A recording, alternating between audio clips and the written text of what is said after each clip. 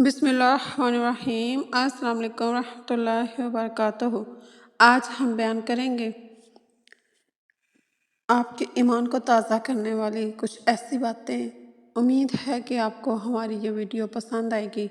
Video को अच्छी तरह समझने के लिए वीडियो को आखिर तक ज़रूर देखा करें। तो हज़रत मोहम्मद सल्लल्लाहु अलैहि वसल्लम पे एक बार दुरूद शरीफ पढ़ते हैं और वीडियो को शुरू करते हैं। अस्सलाम वालेकुम। हम में से अक्सर लोगों को ये कहते सुना गया है कि हम तो दुआएं कर कर के थक गए हैं, हमारी दुआएं कबूल ही नहीं होती। दुआएं कबूल ना होने की दरअसल बहुत सी वजूहात होती हैं।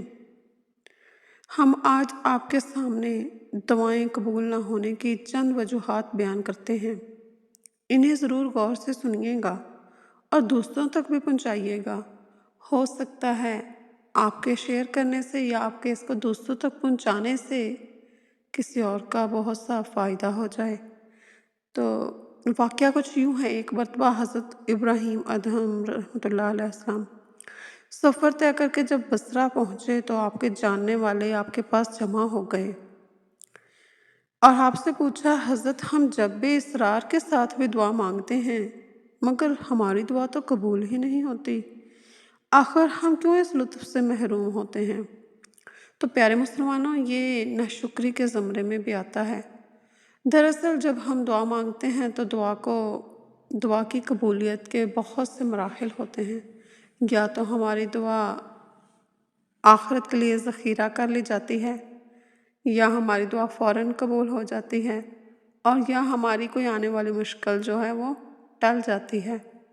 तो हमें ये नहीं कहना चाहिए कि हमारी दुआ कबूल नहीं हुई। तो हज़रत इब्राहीम अदहम ने भी यही कहा, दुआ कबूल ना होने की वजूहात हैं, और उन्होंने सारी वजूहात एक एक करके लोगों को बयान की। तो आइए हम भी जानते हैं कि हज़रत इब्राहीम ने कौन सी ऐसी वजूहात बयान की। नंबर 1, तुम कहते हो कि तुम अल्लाह को जानते हो मगर तुम तो इसके अहकामात पर अमल ही नहीं करते।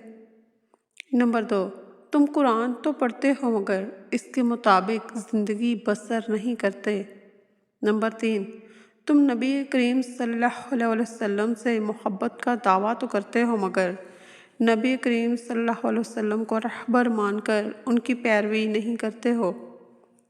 तुम शैतान को अपना दुश्मन तो कहते हो मगर हकीकत में तुम उसके दोस्त बने फिरते हो।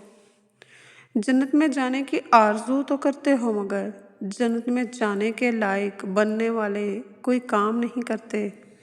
जहन्नम से डरने की बातें तो करते हो मगर अमल हर वो करते हो जो तुम्हें उसके और करीब ले जाए। मौत को बरहक तो कहते हो मगर उस हक तक पहुंचने के लिए तैयारी बिल्कुल भी नहीं करते हो। औरों के ऐब तो तुम्हें नज़र आते हैं मगर अपने ऐबों पर तुम्हारी नज़र कभी नहीं जाती। अपने हाथों से ही अपने मुर्दे दफनाते हो मगर एक दिन तुमने भी ऐसे ही दफन होना है, ये भूल जाते हो। तो ये थी कुछ वजूहात जो उन्होंने अपने चाहने वालों को, अपने इज़्ज़त करने वालों को, जो उनके पास जमा थे, उनको बताई। तो उम्मीद है कि आप जब ये शेयर करेंगे तो बहुत से लोगों का फ़ायदा होगा। या अल्लाह, हमारी जो जायज़ ज़रूरियात हैं जिसे सिर्फ़ तू ही जानता है, अपने प्यारे नबी हज़रत मोहम्मद सल्लल्लाहु अलैहि वसल्लम के सदक़े, अपनी ज़ात के सदक़े हमारी इन ज़रूरियात को पूरा फरमा दे। ऐ अल्लाह, हमारी इल्तिजाएं सुन ले। हैं हमारे मौला, हमारी मुश्किलें, हमारी परेशानियां दूर फरमा। अपनी बारगाह में उनको शर्फ़ कबूलियत अता फरमा।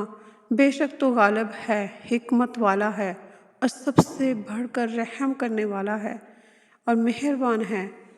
बेशक तू ही हमारी दुआएं कबूल करता है। हमारी सारी दुआएं सुन ले। आमीन सुम्मा आमीन।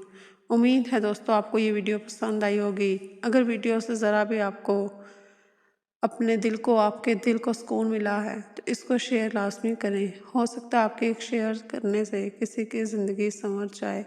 अल्लाह हाफ़िज़। मिलते हैं अगली किसी वीडियो में।